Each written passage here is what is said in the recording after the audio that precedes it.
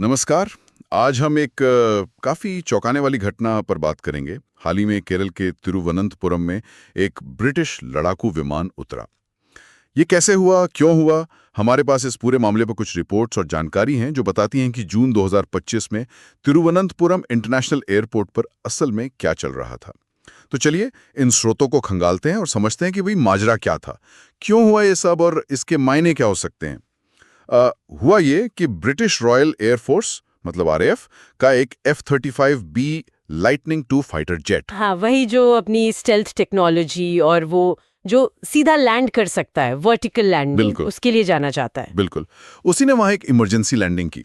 ये घटना हुई है अभी हाल में 21 जून 2025 के आसपास। और ये विमान हिंद महासागर में एक ब्रिटिश कैरियर स्ट्राइक ग्रुप का हिस्सा था। मतलब जंगी जहाजों का एक पूरा ग्रुप होता है ना उसका। जी हाँ, बिल्कुल। और देखिए, इसके भारत में उतरने की जो मुख्य वजह बताई जा रही है, वो है एक टेक्निकल प्रॉब्लम, कोई तकनीकी खराबी। अच्छा। हाँ, हो सकता है फ्यूल सिस्टम में या शायद किसी सेंसर में कोई इशू आया हो। और उस वक्त उस लोकेशन से तिरुवनंतपुरम ही सबसे नजदीकी बड़ा एयरपोर्ट था जो ऐसे एडवांस्ड फाइटर जेट को हैंडल कर सकता था। और इसमें दिलचस्प बात यह भी है कि F-35B वैसे तो छोटे रनवे पर या हेलीकॉप्टर की तरह सीधा भी उतर सकता है। हाँ, वर्टिकल लैंडिंग। Vertical landing. लेकिन जब इमरजेंसी होती है तो पायलट के लिए सबसे सेफ ऑप्शन होता है एक प्रॉपर एयरपोर्ट जहां सुरक्षित एयर स्पेस हो, ग्राउंड सपोर्ट मिले। सही बात है। और लगता है कोऑर्डिनेशन काफी तेज हुआ। मतलब भारतीय वायुसेना आईएएफ और सिविल एविएशन अथॉरिटीज को खबर दी गई। जी, फौरन। और जानकारी यही है कि उन्होंने मिलकर तुरंत एक्शन लिया, एयर स्पेस क्लियर किया ताकि सेफ लैंडिंग हो सके। और लैंडिंग के बाद फिर क्या हुआ? लैंडिंग के बाद विमान को रनवे से हटाकर एक अलग मतलब सिक्योर एरिया में ले जाया गया। हाँ, ये तो जरूरी था। बिल्कुल। और ये भी पता चला कि दिल्ली में जो ब्रिटिश एम्बेसी है, वहां से आईएएफ के सिक्योरिटी लोग और ब्रिटिश डिफेंस अटैचे मतलब उनके मिलिट्री रिप्रेजेंटेटिव वो भी फौरन तिरुवनंतपुरम पहुंचे। ओह, तो मतलब मामला काफी सीरियस लिया गया। हाँ, सुरक्षा तो बहुत टाइट थी। एयरपोर्ट पे हाई अलर्ट था। रिपोर्ट के मुताबिक लोकल पुलिस थी, सीआईएसएफ थी और आईएएफ के जवान भी थे। हम्म। और जहां विमान खड़ा था उस एरिया को पूरी तरह से सील कर दिया गया था। किसी को आसपास जाने की इजाजत नहीं थी। तो अब आगे क्या? जाहिर से ठीक करना पड़ेगा। ये हाँ, बिल्कुल। बताया जा रहा है कि आरएएफ के इंजीनियर्स की टीम पहुंची है मरम्मत के लिए। वो कहाँ से आए होंगे? हो सकता है पास में जो ब्रिटिश वॉरशिप्स थे उनसे आए हों या फिर शायद किसी स्पेशल मिलिट्री ट्रांसपोर्ट प्लेन से उन्हें लाया गया हो। अभी वो टेक्निकल जांच और रिपेयर का काम कर रहे हैं। अच्छा। उम्मीद तो यही है कि ठीक होने पर विमान जल्दी ही वापस उड़ान भरेगा।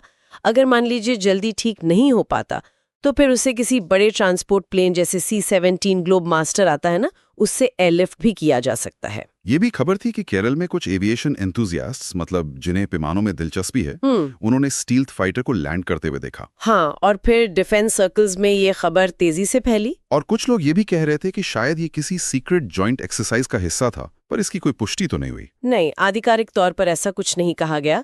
इसे एक इमरजेंसी लैंडिंग ही बताया जा रहा है। लेकिन हाँ, अगर हम इसे थोड़ा बड़े कैनवस पर देखें हाँ। तो ये सिर्फ एक प्लेन की तकनीकी खराबी का मामला नहीं है।